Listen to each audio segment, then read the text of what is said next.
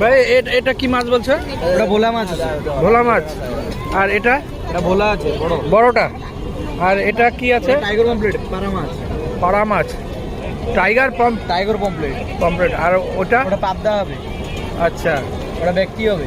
আচ্ছা ওটা গলদা চিংড়ি হবে। আচ্ছা কাঁকড়া হবে, রূপচাঁদা হবে, আচ্ছা পমফ্লেট হবে, ব্যক্তি হবে, আচ্ছা দেখো কাঁকড়া হবে, আর প্রন হবে।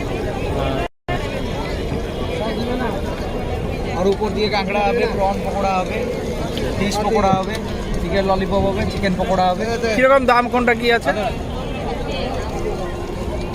কোনটা?